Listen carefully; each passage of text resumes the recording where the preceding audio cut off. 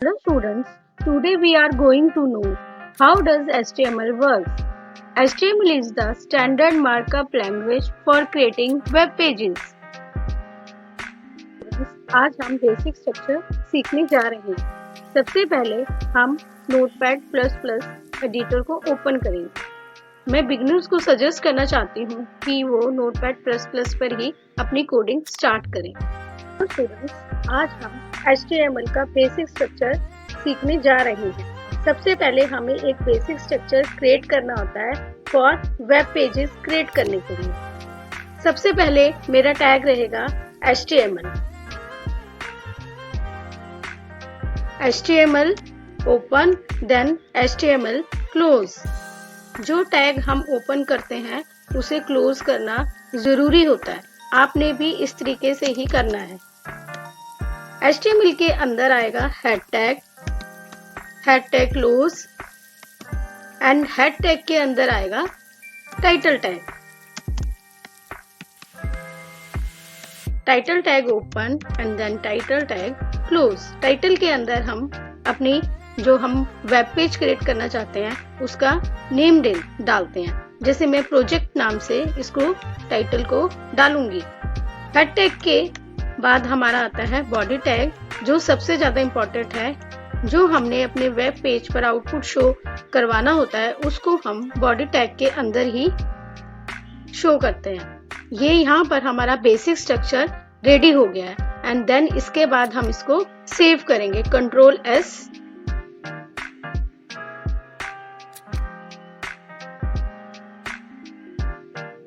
Save किया हमने। जैसे मैं इसको डेस्कटॉप पर ही सेव करने जा रही हूँ और मैं सेव करूंगी index1.html।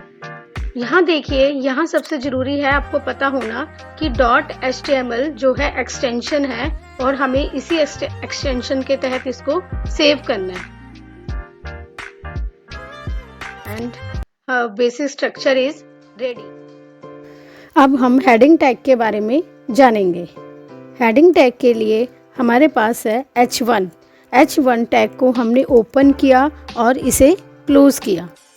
अब हम इसके अंदर अपना टेक्स्ट डालेंगे। जैसे मैं यहाँ लिखती हूँ HTML हेडिंग। ठीक है, इसको मैंने Ctrl+S से सेव किया, अपनी फाइल पर गई, राइट क्लिक किया, open in default viewer.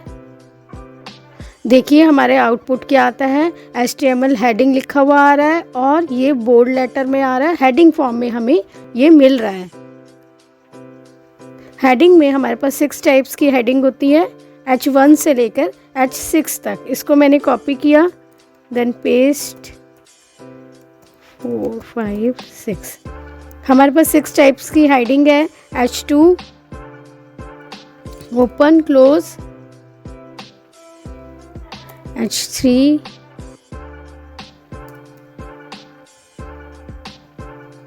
H4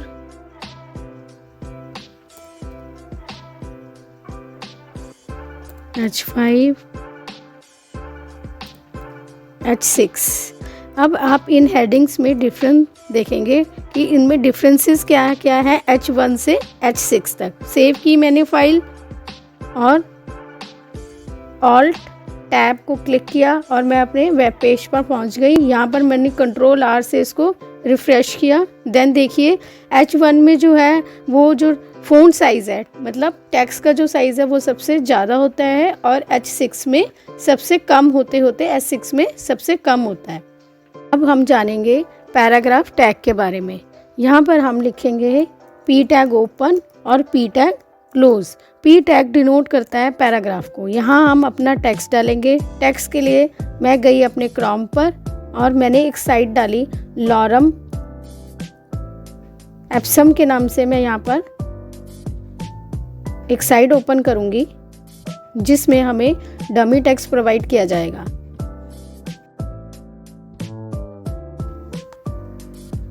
देखिए यहाँ पर हमें डमी टेक्स्ट प्रोवाइड हो रहा है। यहाँ से हम इसको कॉपी करेंगे जितना टेक्स्ट आपको नीड है। जैसे मैंने ये कॉपी किया और मैं फिर से अपनी HTML फोल्डर में गई और P टैग के अंदर इसको मैंने पेस्ट कर दिया और कंट्रोल एस से सेव किया। फिर से अपनी फाइल में गई, right click, open in default viewer.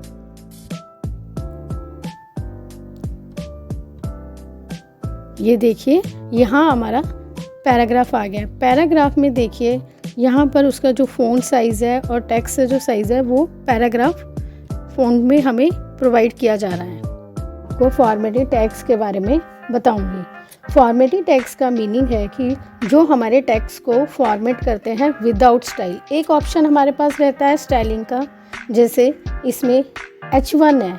H1 जो हमें आउटपुट मिल रहा है, हेडिंग टैग के अंदर जो हमें आउटपुट मिल रहा है, उसमें जो हमें कुछ स्टाइल करना है तो मुझे यहाँ पर H1 में जाके स्टाइलिंग लिखना पड़ेगा, स्टाइल लिखना पड़ेगा। Style is equal to inverted comma में अगर मैं हेडिंग का कलर चेंज करना चाहती हूँ, बाय डिफ़ॉल्ट वो ब्लैक कलर का आ रहा है, पर मैं चाहती हूँ कि वो रेड कलर में रहे।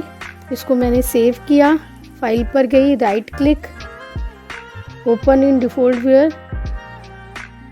देखिए जो हमारी हेडिंग है, फर्स्ट हेडिंग, उसका कलर चेंज हो गया।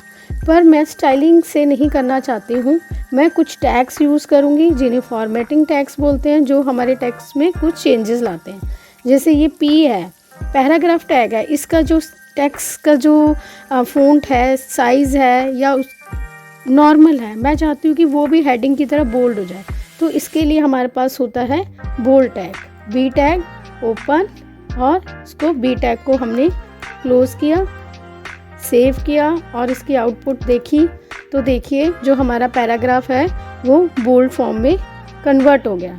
इसी तरीके से मैं चाहती हूँ कि जो मेरी हेडिंग है H1 है, उसका जो टेक्स्ट का स्टाइल है वो थोड़ा सा चेंज हो जाए, बाकी जो टेक्स्ट है उनसे डिफरेंट हो जाए। तो मैं अपने HTML वाली फाइल में गई और मैंने यहाँ पर आई टैग लगा दिया। आई डिनोट करता है इटैलिक स्टाइल हो जाएगा इसका। सेव किया। अब मैं इसको रिफ्रेश करूँगी, आप चेंजेस देखिएगा। आपने देखा कि जो टेक्स्ट का लिखने का जो स्टाइल है वो चेंज हो गया। देन उसके बाद आता है हमारा मार्क टैग। मार्क टैग में क्या होता रहता है, जैसे मैंने यहाँ पर मार्क टैग लगाना है तो जैसे मैंने हैव सफर्ड पर लगाऊंगी, इससे पहले मैं इसको मार्क टैग को ओपन करती हूँ। देन सफर्ड के बाद मैं उसको क्लोज कर देती हूँ, MARK, mark tag close, save.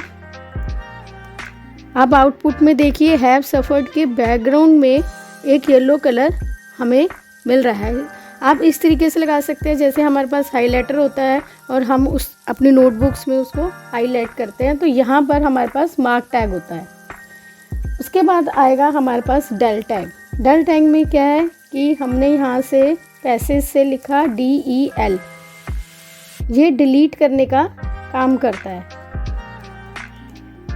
Save. अब आप देखिए कि जो पैसेज है उसके ऊपर एक लाइन शो हो रही है जो हमें बता रही है कि ये गलत लिखा गया, आपने इसको टेक्स्ट को रीड नहीं करना है। डेल टैग से हम इसको इस तरीके से डिलीट यूज़ कर सकते हैं। फिर उसके बाद आ जाता है हमारे पास सबस्क्रिप्ट टैग और सुपरस्क्रिप्ट टैग। सबस्क्रिप्ट टैग में देखिए जैसे मैं यहाँ पर लिखती हूँ H2O, मैं चाहती हूँ कि जो 2 है वो 2 मिनट पहले इसके आउटपुट देखिए H2O शो हो रहा है। मैं चाहती हूँ कि 2 जो है H और O के थोड़ा सा नीचे आए। सेंटर में तो वो है पर मैं उसको नीचे लाना चाहती हूँ, तो मैं यहाँ पर लगा दूँगी सबस्क्रिप्ट, SUB, सबस्क्रिप्ट इसकी फुल फॉर्म है, और 2 के बाद मैं उसको क्लोज कर दूँगी, सेव। आप देखिए आउटपुट उसका 2 जो थोड़ा सा खिसक के नीचे आ गया। देन इसी की तरह आता है हमारे पास सुपरस्क्रिप्ट टैग। सुपरस्क्रिप्ट टैग में क्या रहता है, देखिए मैं फिर से लिखती हूँ H2O और 2 से पहले मैंने लगा दिया SUP, और उसके बाद मैंने इसको क्लोज कर दिया, सेव किया। आउटपुट देखिए अब 2 जो है ऊपर को शो हो रहा है, तो ये किस तरीके से हुआ है, सुपर टैग से। अब मैं आपको लिस्ट करवाने जा रही हूँ। लिस्ट 2 टाइप्स की होती है, ऑर्डर लिस्ट और अनऑर्डर लिस्ट। सबसे पहले हम करेंगे unordered list. Unordered list UL denote करता है अनऑर्डर लिस्ट को। UL के अंदर आएगा, इसको मैंने एंटर किया, फिर मैं बैक आई और मैंने यहाँ लिखा LI। LI का मीनिंग होता है लिस्ट आइटम्स। LI को ओपन किया, देन LI को क्लोज़ किया। मैं अपनी लिस्ट के अंदर जितनी आइटम्स डालना चाहती हूँ उतनी बार मैं इसको लिख लूँगी, ठीक है। उसके बाद फर्स्ट लिस्ट के अंदर, फर्स्ट LI के अंदर मैंने लिख दिया होम, एंड सेकंड के अंदर अबाउट, थर्ड आ गया गैलरी। आप अपनी लिस्ट में कुछ भी आइटम्स डाल सकते हैं। मैंने इसको सेव किया और मैंने इसमें आउटपुट में देखा, ये देखिए हमारी लिस्ट शो हो रही है। लिस्ट में, लिस्ट के साथ आप एक बुलेट्स देख रहे हैं ब्लैक कलर के, ये हमें LI से मिले हुए हैं, कि मतलब LI हमने लिख दिया तो बाय डिफ़ॉल्ट ये बुलेट्स आएंगे।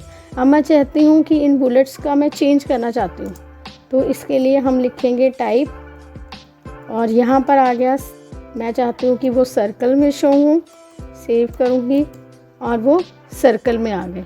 अगर मैं इसका टाइप को चाहती हूँ कि वो स्क्वायर में शो हो, तो मैं यहाँ लिख दूँगी स्क्वायर,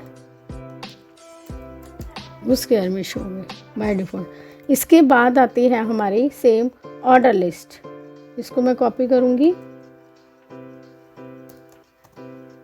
यहाँ पर आ गया ऑर्डर लिस्ट के लिए OL ऑर्डर लिस्ट, और OL को हमने यहाँ पर क्लोज कर दिया, ठीक है।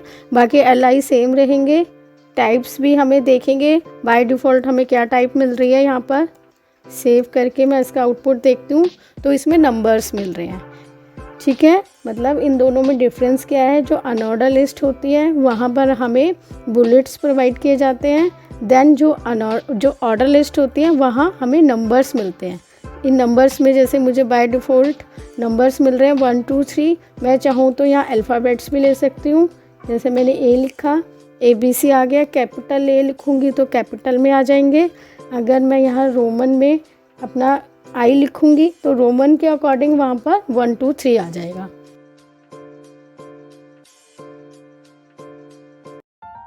हेलो स्टूडेंट्स, अब मैं आपको सिखाऊंगी फॉर्म बनाना, कि हम फॉर्म कैसे क्रिएट करते हैं। सबसे पहले मैं लूँगी form tag, open form tag,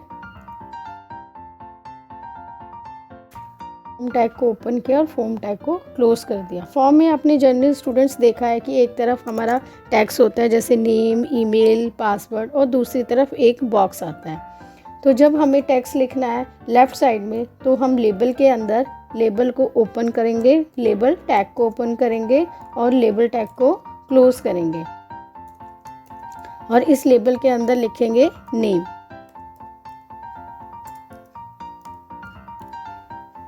then जो राइट साइड में हमारा एक बॉक्स शो होता है उसको लिखना है हमने input type is equal to inverted comma में इनपुट टाइप टैक्स, फिर उसके बाद आएगा name is equal to inverted comma में, नेम के लिए हम फुल नेम डाल सकते हैं, और इसको क्लोज किया, सेव किया। अब इसके आउटपुट चेक करेंगे, देखिए नेम आ रहा है, नेम लेफ़्ट साइड में शो हो रहा है, और राइट साइड में क्या आ रहा है, एक बॉक्स आ रहा है जिसके अंदर हम क्लिक करके अपना नेम एंटर कर सकते हैं। उसके बाद अगर आपको इस बॉक्स के अंदर पहले से कुछ शो करना है, जो यूज़र आए और उसको पढ़ सके पहले से ही कि उसके अंदर हमने कुछ शो करना है, तो इसके लिए मैं यहाँ पर लूँगी placeholder is equal to placeholder में जो आपने शो करना है, जैसे एंटर योर नेम, इसको सेव किया। देखिए आउटपुट वो पहले से शो हो रहा है कि हम जो नेम यहाँ पर शो करना चाहते हैं वो हमने शो किया, सेव। उसके बाद मैंने ईमेल और पासवर्ड के लिए भी इसी को मैं लूँगी, सेम फॉर्मेट को कॉपी करके पेस्ट। यहाँ मैं लेबल के अंदर चेंज कर दूँगी, जैसे मैं यहाँ पर डालूँगी ईमेल, और इनपुट टाइप में भी मैं लिख दूँगी ईमेल, फुल नेम में आप लिख सकते हो ईमेल। यहाँ यहाँ पर चेंजेस करते जाएंगे हम लोग। एंटर योर ईमेल, फिर नेक्स्ट में आ जाएगा मेरा पासवर्ड डाल देती हूँ मैं यहाँ पर। Password, input type password, input type password, name में आ गया पासवर्ड, और यहाँ पर आ जाएगा प्लेस होल्डर में एंटर योर पासवर्ड। ठीक है स्टूडेंट, अब हम इसकी आउटपुट सेव करके आउटपुट देखेंगे। ये देखिए नेम, ईमेल और पासवर्ड, पर आप देखेंगे कि ये किस में शो हो रहे हैं, इनलाइन एलिमेंट में हमें शो हो रहे हैं। हम चाहते हैं कि एक के नीचे एक आए, मतलब ब्लॉक एलिमेंट में हम इनको चाहते हैं। तो यहाँ पर हम BR टैग लगा सकते हैं। BR टैग लगाकर अभी मैं आपको आउटपुट शो करती हूँ। देखिए जो हमारा नेम के बाद ईमेल था वो उसके नीचे शो हो रहा है। अब इन दोनों के बीच में गैप चाहती हूँ, तो देन मैं फिर से एक BR टैग रिपीट करूँगी। BR ओपन और BR को क्लोज किया, सेव किया, और अब हम आउटपुट चेक करेंगे। देखिए ठीक है, यहाँ तक आपको क्लियर है। उसके बाद मैं आपको नेक्स्ट जो इम्पोर्टेंट चीज़ बताने जा रही हूँ रेडियो बटन के बारे में। रेडियो में जैसे एग्जाम्पल के लिए हम जेंडर हमारे फॉर्म में होता है, जेंडर के लिए 2 बटन देते हैं, मेल और फीमेल में से एक पर क्लिक करना होता है। उस ऑप्शन के लिए हम लेबल के अंदर डालेंगे, लेबल टैग को ओपन कीजिए, लेबल टैग को क्लोज, और लेबल टैग के अंदर आप लिख सकते हैं जेंडर। यहाँ पर हम लिखेंगे इनपुट टाइप,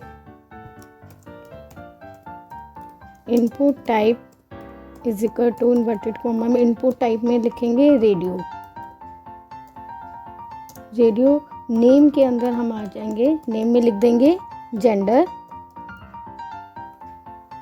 और उसके बाद हमने डालनी है वैल्यू, क्योंकि हमें 2 वैल्यू 2 इनपुट यहाँ शो करने, एक मेल के लिए और एक फीमेल के लिए। तो मैंने ऐसे लिखा, और वहाँ पर शो करने के लिए मेल मेरे को बाहर भी इधर शो करना पड़ेगा, लिखना पड़ेगा, कॉपी, और मैंने इसको सेव किया। इस तरीके से हमें आउटपुट मिलेगी, और मैं इसी को करूँगी कॉपी और यहाँ करूँगी पेस्ट, यहाँ पर करूँगी फीमेल कर दूँगी, यहाँ फीमेल, सेव। ये देखिए जेंडर में हमारा मेल फीमेल 2 बटन शो हो रहे हैं, एक पर क्लिक करूँगी देन सेकंड पर, तो फर्स्ट वाला अपने आप ऑटोमेटिकली चला जाएगा। जब मैं फर्स्ट पर करूँगी तो सेकंड वाला अपने आप ही चला जाएगा। उसके बाद हमारे पास आता है, हमने लगानी डेट के लिए शो करना है। अगर हमें डेट का ऑप्शन अपने फॉर्म में लगाना है, तो मैं लेबल के अंदर लिखा मैंने डेट, और इनपुट टाइप, इनपुट टाइप यहाँ मैं डाल दूँगी डेट। मैंने आपको बताया कि इनपुट टाइप सबसे मोस्ट इम्पॉर्टेंट है कि हम उसमें क्या डालना चाह रहे हैं। जैसे मैंने डेट डाला और वो हमारे पास एक कैलेंडर शो हो गया 16, ठीक है, ये हमारी डेट, मंथ और ईयर शो हो गया। इसी तरीके से अगर मैं इमेज अपना डालना चाहती हूँ, इमेज का ऑप्शन अपने फॉर्म में,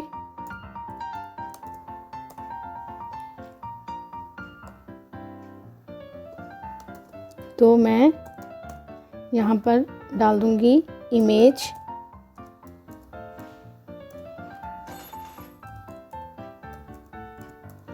और इनपुट टाइप में डालूँगी इमेज। नहीं, इमेज बिल्कुल नहीं डालूँगी, मैं इसमें डालूँगी फाइल। फाइल क्यों डालूँगी ये मैं आपको बताती हूँ। जब मैंने इसका आउटपुट देखा, चूज़ फाइल में गई, क्लिक किया, तो जो हमारे सिस्टम में जो फाइल्स हैं वो सारी ओपन हो जाती हैं। यहाँ से हम इमेज को सिलेक्ट करके ओपन कर सकते हैं। फिर उसके बाद आएगा हमारा टेक्स्ट एरिया। अगर हमें एड्रेस लिखना है, तो उसके लिए हमें टेक्स्ट एरिया टैग के अंदर हम उसको लिख सकते हैं। मैं आपको यहाँ पर शो करके दिखाती हूँ।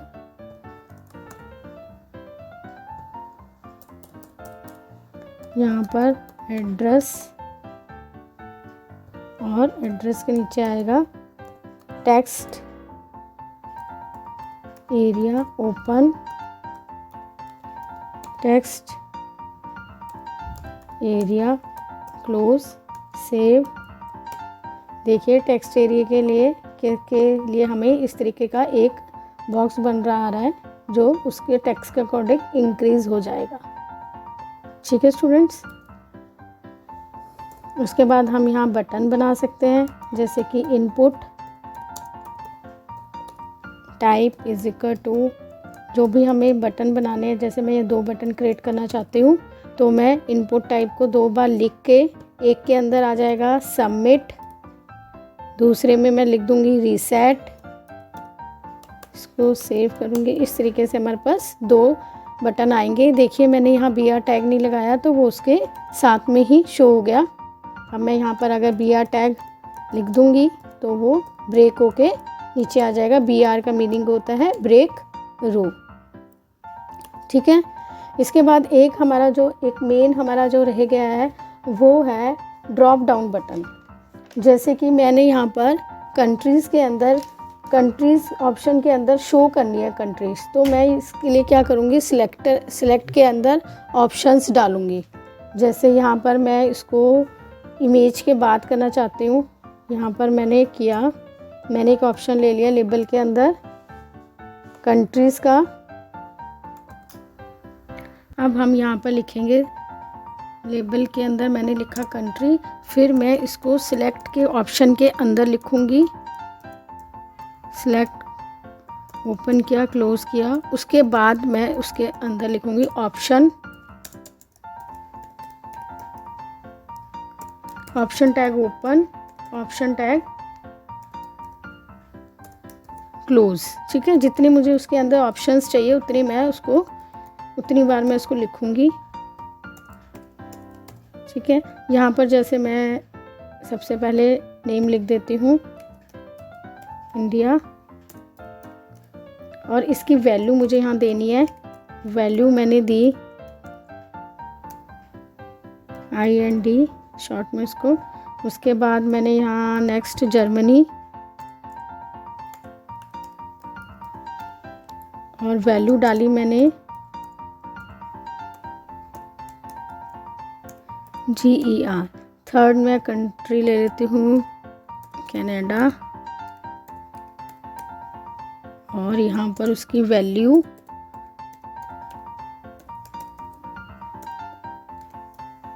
डाल दी मैंने। अब मैं इसको सेव करूँगी, इसका आउटपुट देखूँगी।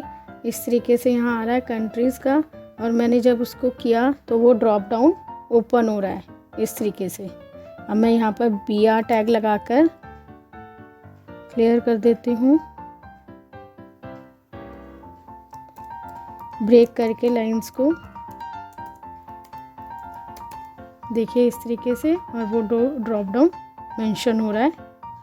ठीक है स्टूडेंट्स। उसके बाद मैंने यहाँ पर आपको बताया था कि मेरे को अगर किसी एक बटन पर क्लिक करवाना है तो मैं रेडियो बटन यूज़ करूँगी। अब मैं चाहती हूँ कि यूज़र एक से ज़्यादा बटन पर क्लिक कर सके।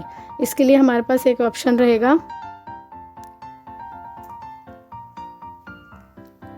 चेक बॉक्स का, इनपुट टाइप चेक बॉक्स। उसमें हम टैग यूज़ करते हैं। कॉपी किया मैंने इसको ही, और यहाँ पर मैं डाल देती हूँ। जैसे मैं ऑप्शन ले रही हूँ हॉबीज़ का, जैसे कि यूज़र ने हॉबीज़ पर क्लिक करना है तो मैं यहाँ पर ले लूँगी, और मैं यहाँ लिख दूँगी input type is equal to check box.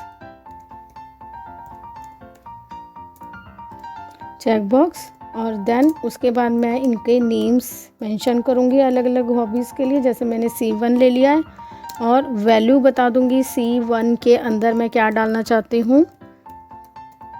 जैसे मैंने क्रिकेट लिख दिया, और क्रिकेट की वैल्यू को बाहर शो किया।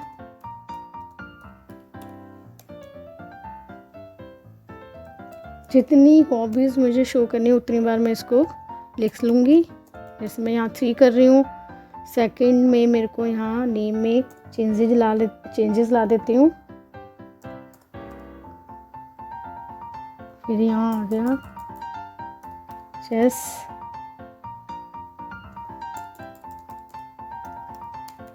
और जैसे यहाँ पर कर देती हूँ कुकिंग,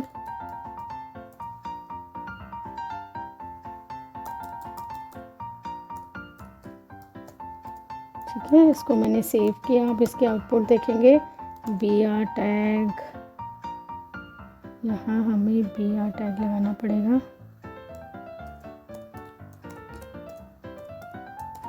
सेव कर लिया आउटपुट। ये देखिए यहाँ पर क्लिक कर रही हूँ मैं, और मेरे को एक से ज़्यादा पर मैं क्लिक कर सक रही हूँ।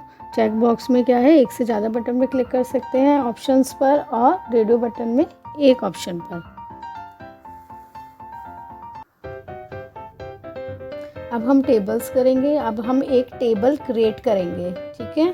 तो बॉडी टैग के अंदर टेबल टैग ओपन और table tag close. Table tag के अंदर पहले हम उसको हाइट और विड्थ देंगे। टेबल को पहले मैं लिखूंगी हाइट, जो जिस हिसाब से आपको हाइट चाहिए, जैसे मैं 300 पिक्सल, यहाँ यूनिट्स जो होती है पिक्सल में होती है, और मैंने width they the same 300 pixel, और मैं इसको एक बॉर्डर भी दूंगी जिससे इसका बॉर्डर टेबल का हमें शो हो। तो बॉर्डर में मैंने डाला 1 पिक्सल सॉलिड, ठीक है। अब अगर मैं उसका आउटपुट देखूं, एक आपको ब्लैक कलर की लाइन शो हो रही है, क्योंकि टेबल जो बेसिकली जो बनता है वो रो और कॉलम से बनता है। तो अभी हमने टेबल की सिर्फ हाइट, विड्थ और बॉर्डर दिया है। अब हम उसमें रो और कॉलम्स भी डालेंगे। टेबल के अंदर मैंने डाला TR डिनोट करता है टेबल रो। जितनी हमें रो चाहिए उसके हिसाब से हम रो लिख लेंगे। जैसे मैं यहाँ पर 3 रोज़ लेना चाह रही हूँ, और रोज़ के अंदर हमें कॉलम्स देने हैं। अगर मैं आपको यही आउटपुट इसका दिखाऊं सेव करके, तो देखिए एक टेबल की हाइट हमें शो हो रही है, पर हमें उसके बीच में कॉलम्स भी दिखाने हैं। तो मैं रो के अंदर TD लूँगी। TD means table data. आप TH भी लिख सकते हैं टेबल हेडिंग, और TD भी लिख सकते हैं, सेम वर्क करते हैं दोनों। आप कुछ भी लिख लीजिए, कॉपी। और ये इसको मेरे को फर्स्ट रो में 2 कॉलम चाहिए और सेकंड रो में भी 2 चाहिए, तो 2 बार मैं TD ओपन क्लोज कर लूँगी। और थर्ड रो में भी मुझे 2 कॉलम चाहिए, तो 2 टाइम मैं TD ओपन क्लोज कर लूँगी। यहाँ पर स्टूडेंट्स मैं आपको एक बात बताना चाहती हूँ, हमें HTML में HTML कमेंट्स प्रोवाइड किए जाते हैं। कमेंट्स में हम क्या करते हैं, जैसे एक्सक्लेमेटरी मार्क लगाया मैंने, अब मेरी ये रो फर्स्ट है, मैंने इस तरीके से लिखा इसको, ठीक है। अब यहाँ पर मैंने लिख लिया रो फर्स्ट, कॉपी किया, ये मेरी रो सेकंड है, और मैंने इसको कमेंट कर दिया सेकंड, देन रो थर्ड है। इस तरीके से अगर मैं सेव करूँगी, देखिए कॉलम्स आ गए, पर जो मैंने रो लिखी है 1 2 3 कमेंट्स किया है, वो यहाँ कहीं शो नहीं हो रहे। जब हम HTML फाइल में कमेंट्स करते हैं तो वो कहीं शो नहीं होते, वो सिर्फ हमारे लिए होते हैं कि हमें पता चले कि हमने यहाँ पर इस चीज़ की कोडिंग की है। फॉर एग्ज़ाम्पल, जैसे हम एक लेआउट बनाते हैं, सबसे ऊपर हेडर सेक्शन, फिर बैनर सेक्शन, पोर्टफोलियो सेक्शन, इस तरीके से, और सबसे नीचे फुटर सेक्शन। जब हमने उसमें कोडिंग करनी होती है तो वहाँ हम इस तरीके से कमेंट्स डाल के बता सकते हैं कि कहाँ हमारा हेडर सेक्शन है, कहाँ हमारा बैनर सेक्शन है, कहाँ फुटर सेक्शन है। इसलिए इम्पॉर्टेंट रहता है कमेंट करना। और यहाँ पर देखिए आउटपुट में मेरी फर्स्ट रो, सेकंड रो और थर्ड रो। फर्स्ट रो के अंदर 2 TD मीन्स 2 कॉलम। अब हम यहाँ पर अगर कोई डाटा डालना चाहते हैं TD के अंदर, जैसे हेलो जी मैंने लिख दिया, तो वो वहाँ शो हो जाएगा।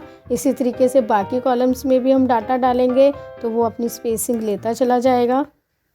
टेबल के अंदर अब मैं आपको करवाऊंगी कि रो स्पैन और कॉल स्पैन क्या होता है। देखिए, पहले मैं आपको एक टेबल बताती हूँ जो हम क्रिएट करेंगे। मैं पेंट पर गई, पेंट का फाइल ओपन की और एक टेबल क्रिएट करेंगे यहाँ पर।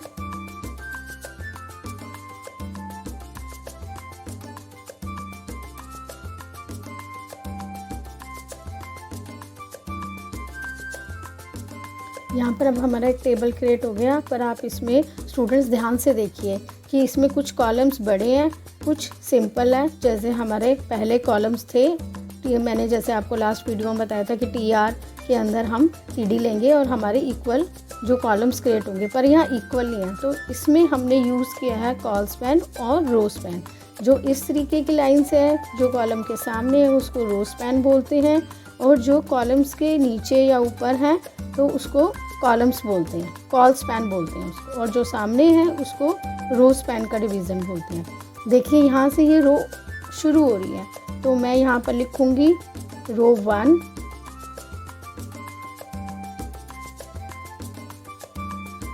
जैसे मेरी ये है रो 1, यहाँ से स्टार्ट हुई रो 2, ठीक है, और ये रो 3 और ये रो 4। तो मैं वहाँ पर रो के लिए 4 TR लूँगी 4 टाइम्स। तो मैंने टेबल के अंदर पहले से बना के रखा हुआ, हाइट विड्थ दे के रखी हुई है उसको, और मैं उसको TR को 4 टाइम लिखूँगी।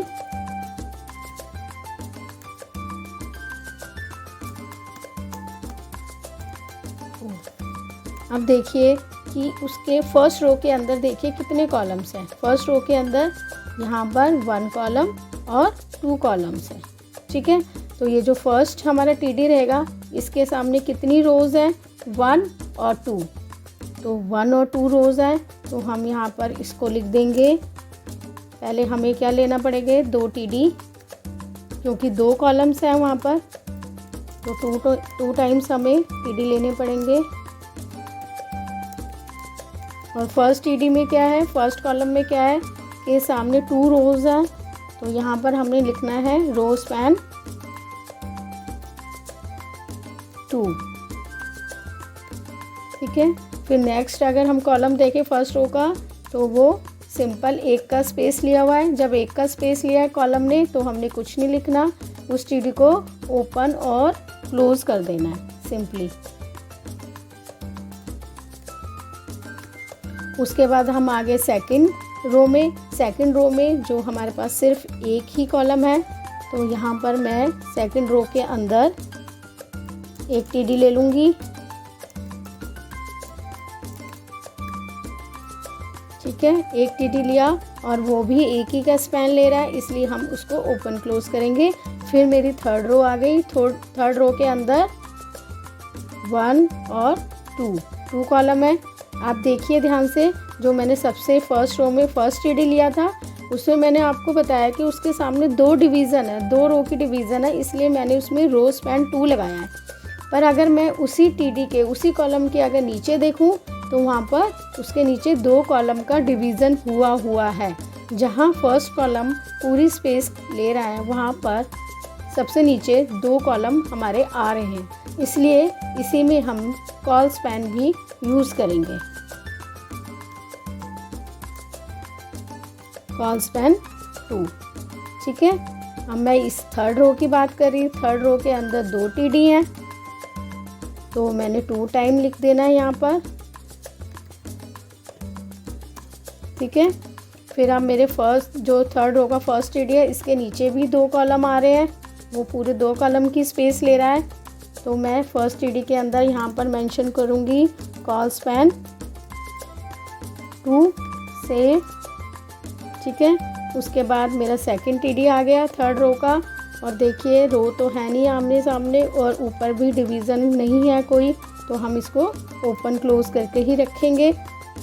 मैंने आपको बताया, यहाँ पर मैंने स्टूडेंट देखिए जो मेरा पेंट वाला है, इसमें थर्ड रो के अंदर 2 कॉलम है, तो मैंने थर्ड रो के अंदर 2 TD ले लिए। अब जो फर्स्ट TD है उसके नीचे 2 कॉलम्स हैं, तो इसने कितने कॉलम्स की जगह को लिया, 2, तो यहाँ हम लिखेंगे कॉल स्पैन 2, ठीक है। और सेकंड आ गया, सेकंड में देखिए कोई डिवीज़न नहीं है इसके नीचे, ना इसके सामने कोई रो है, तो इसको हम कुछ नहीं करेंगे, ओपन क्लोज कर देंगे। फिर हमारी आ गई थर्ड रो हो गई, फर्स्ट रो देखिए फर्स्ट रो हो गई। फिर हमारी आ गई सेकंड रो, सेकंड रो में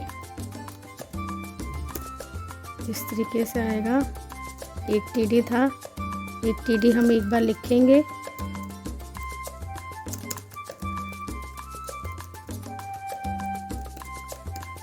ठीक है, फर्स्ट रो के अंदर 2 टीडी, सेकंड रो के अंदर 1 टीडी, फिर आगे हमारी थर्ड रो के अंदर 2 टीडी।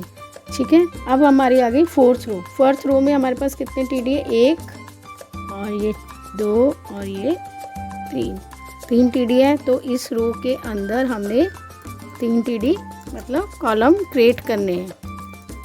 ओपन क्लोज 1 टाइम और सेकंड और थर्ड टाइम। अब यहाँ पर देखिए ये एक ही की स्पैन दी हुई है, एक ही की डिवीज़न में है 1 और 2, तो हम यहाँ पर उसको कुछ नहीं करेंगे, एज इट इज़ रहने देंगे। और जो हमारा थर्ड कॉलम है इसके ऊपर देखिए कोई डिवीज़न नहीं है, ना उसके कोई सामने डिवीज़न है, तो क्या रहेगा, ये भी एज इट इज़ रहेगा।